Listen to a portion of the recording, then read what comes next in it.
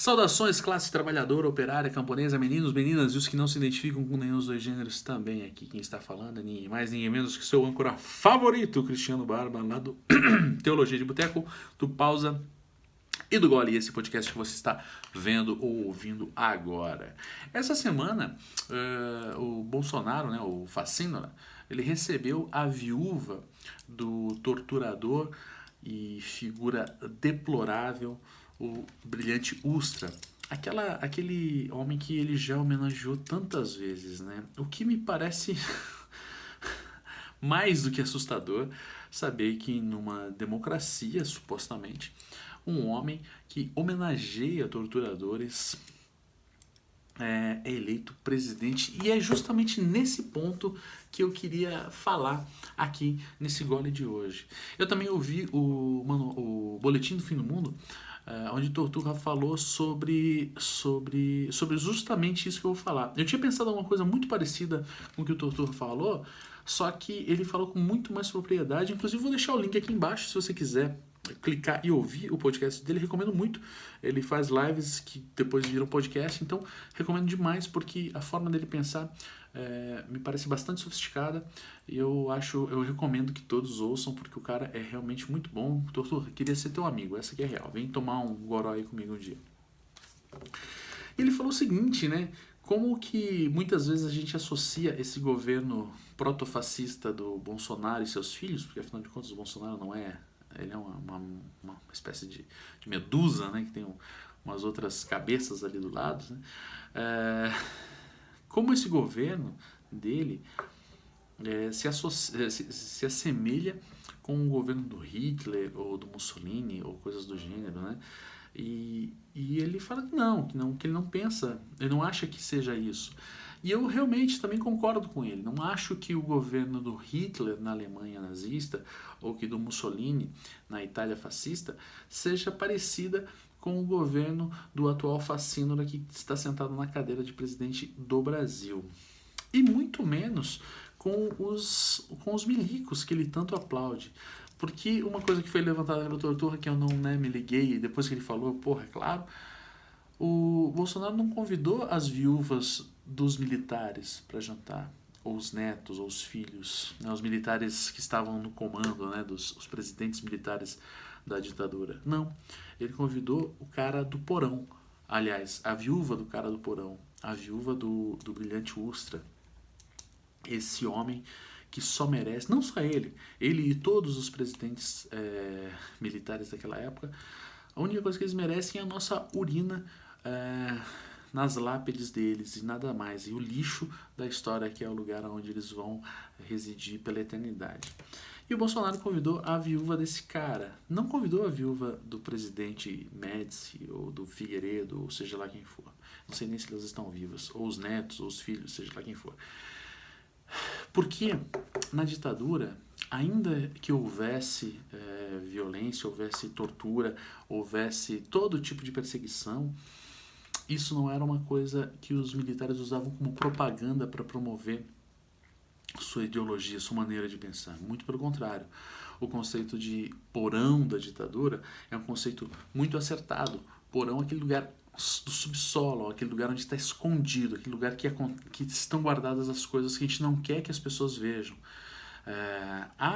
A surface ali da ditadura mostrava uma coisa, e nos porões aconteciam outras coisas. Tanto que pessoas, geralmente o cara fala assim, mas pergunta pro teu avô, pergunta pro teu tio que era vivo na época da ditadura se tinha algum problema.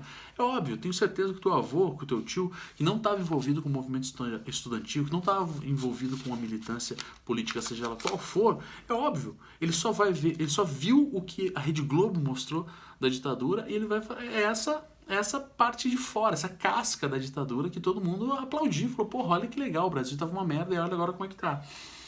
Mas quem estava envolvido com a militância viu e sentiu coisas muito mais graves, algumas coisas que foram proporcionadas por essa figura detestável que foi o brilhante Ustra, o qual o senhor Jair Messias Bolsonaro insiste em homenagear em cada oportunidade que tem.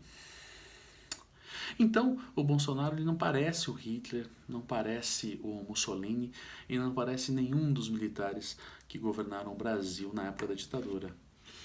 Ele parece justamente isso, um torturador. E uma expressão que o Torturra usou lá no boletim foi sadismo de Estado, que me pareceu muito oportuna, muito oportuna. Porque é isso. Ele sente prazer na dor, sente prazer na violência, sente prazer na humilhação de um grupo inferiorizado. Ele sente prazer em falar que o pau do japonês é pequeno, ele sente prazer em falar da cabeça do nordestino que é assim ou assado, sente prazer em humilhar homossexuais, LGBTs de modo geral, sente prazer em humilhar os quilombolas, os indígenas. Ele não perde uma oportunidade de falar um absurdo contra qualquer minoria. Ele é um fascista, mas ele é também um sádico que tem tesão na dor, tem tesão na humilhação de pessoas. E isso é muito grave, porque as pessoas que elegeram ele, as pessoas que votaram nele, não votaram nele pelo projeto, visto que ele não tem projeto.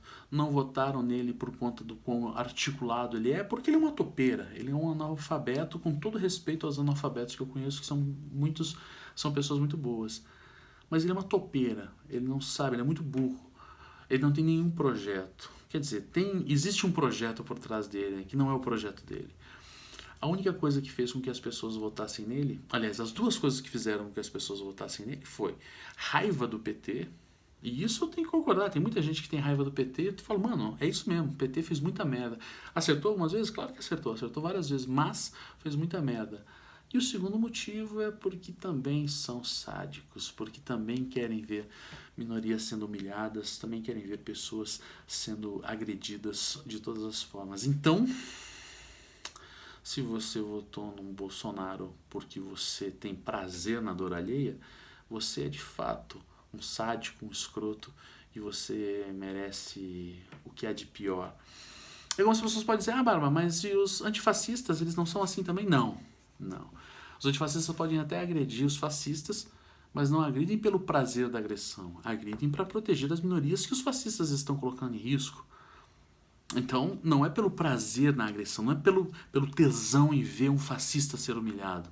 Não, se você sente tesão em ver um cara apanhar, bom, toma cuidado, toma muito cuidado. Então, se as pessoas que votaram no Bolsonaro porque de fato acreditam no projeto dele, que é humilhar minorias, bom, você é uma pessoa sádica, uma pessoa nojenta. E se você votou no Bolsonaro por raiva do PT, por essa raiva insana do PT, sem saber exatamente por que você odeia tanto o PT, toma cuidado, que você está indo pelo mesmo caminho.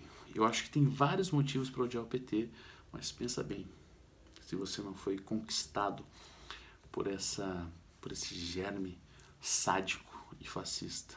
Então o Bolsonaro não parece com Hitler, não parece com Mussolini, não parece nem com os milicos aqui da América do Sul. Ele parece com um torturador sujo. Um torturador sujo, de fato. Esse tem que ser aniquilado. Meu nome é Cristiano Machado. Você encontra mais material como esse lá em teologiadeboteco.com.br. Se você quiser dar uma força com grana, entra em apoia.se/teologia de boteco. Então, teologiadeboteco.com.br ou apoia.se/teologia de boteco. Beleza? Tomem cuidado.